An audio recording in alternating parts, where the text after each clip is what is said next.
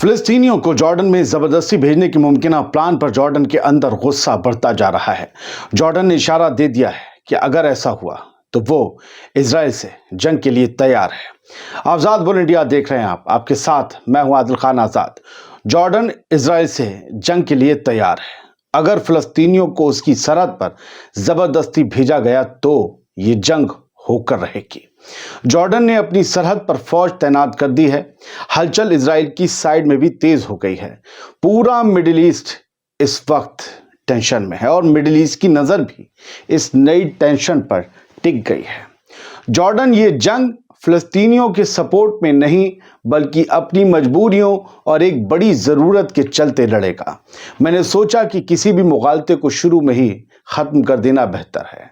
ये साफ कर देना ज़रूरी है कि फ़लस्तीनियों की हिमायत में किंग अब्दुल्ला ये जंग नहीं लड़ेंगे, बल्कि ये जंग उनके वजूद के लिए ज़रूरी है। ऐसा नहीं है कि इजराइल उन पर कब्ज़ा करना चाह रहा है, वजहें थोड़ी अलग है। मैं आपको वो रिपोर्ट सुनाने जा रहा हूँ जो मिडिल ईस्ट आए जैसे बड़े अखबार में या बड़े वेब पोर्टल में 4 फरवरी 2025 की रात छपी, जब इंडिया में 5 फरवरी लग गई थी। लेकिन मैं आपके सामने 6 फरवरी को लाया हूँ और यह अखबार इन्वेस्टिगेटिव जर्नलिज्म के लिए जाना जाता है। जॉर्डन की ज़रूरत और मजबूरियों को समझने के लिए इस रिपोर्ट को आखिर तक ज़रूर देखें। अमूमन मैं आपसे ऐसा कुछ भी कभी नहीं कहता, मगर आज कह रहा हूँ क्योंकि मिस कर गए तो बहुत कुछ छूट जाएगा, कुछ इतिहास भी है। दरअसल अमेरिका के प्रेसिडेंट डोनाल्ड ट्रंप के गजा स्ट्रिप को क्लीन आउट करने के प्लान ने जॉर्डन में गुस्सा भड़का दिया है और अच्छे जानकार सोर्सेज ने मिडिल ईस्ट आई को यह बताया है कि जॉर्डन इसके जवाब में इजराइल के खिलाफ जंग का ऐलान कर सकता है। जॉर्डन ने साफ तौर पर कहा है कि अगर Israeli prime minister Benjamin Netanyahu फिलिस्तीनियों को जबरदस्ती जॉर्डन भेजने की कोशिश करता है तो वो इसे जंग का सबब यानी कि कॉसेस बैली समझेगा। कोई जंग शुरू करने की जायज वजह को कॉसेस वैली या कॉसेस बैली कहा जाता है, कैसस बैली भी कहते हैं।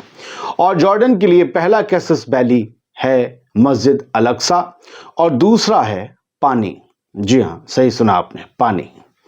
जॉर्डन की पोजीशन क्या है, अभी हम पानी के बारे में बताएंगे। जॉर्डन की पोजीशन समझ लीजिए।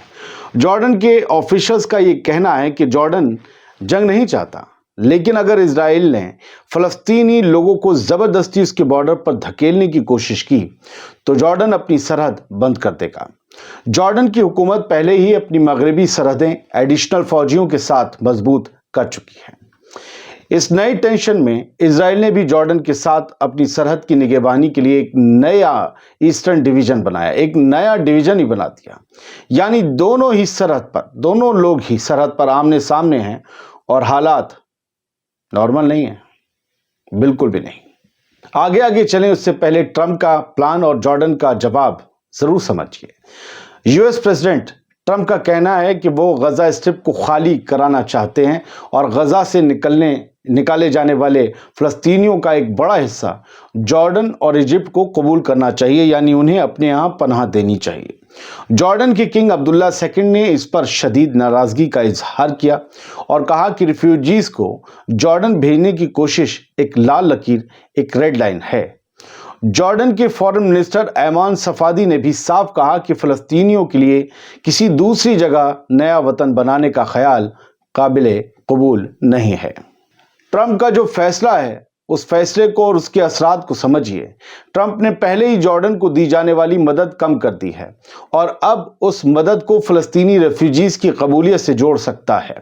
जॉर्डन के अंदर भी लोग गजा पर इजरायली हमले और वहां होने वाली तबाही से गुस्से में हैं, जो मुल्क के अंदर इंस्टेबिलिटी का सबब बन सकता है।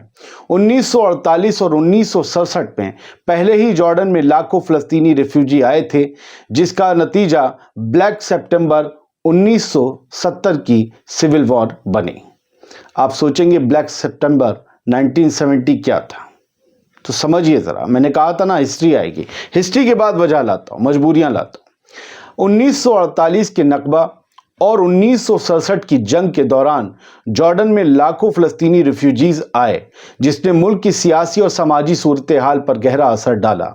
1970 में यही तनाज़ा ब्लैक सितंबर की सूरत में सामने आया जब हाशिमत हुकूमत ने, जो जॉर्डन की हुकूमत है, हाशिमत किंगडम कहलाती है, हाशिमत हुकूमत ने जब फ़लस्तीनी ग्रुप्स के खिलाफ सख्त कार्रवाई की सितंबर 1970 में, तो एक अजीब सूरत हाल बनी।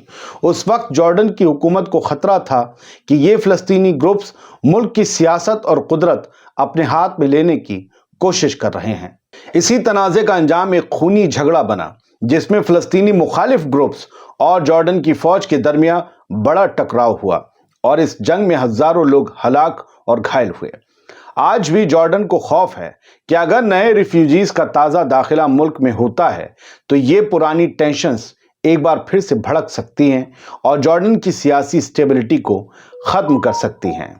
अल-अक्सा मस्जिद और इजराइल का एजेंडा। अब इस पॉइंट से भी जॉर्डन की बातों को, मजबूरियों को समझ लीजिए। जॉर्डन की हाशिमत हुक्मरान अल-अक्सा मस्जिद और अल-कुद्स शहर यानी कि जेरूसलम के इस्लामी और मसीही मुक़द्दस मकामात के निगहबान हैं। ये कस्टोडियन है ईसाइयों और मुसलमानों के मकामात के। इजराइल के कुछ फार राइट ग्रुप्स कट्टरपंथी अल-अक्सा मस्जिद और डोम ऑफ द रॉक या गुम्बद-ए सखरा को गिराकर एक तीसरा यहूदी माबद यानी कि थर्ड जूइश टेंपल बनाने की बात कर रहे हैं, जो जॉर्डन के लिए जंग की वजह बन सकता है।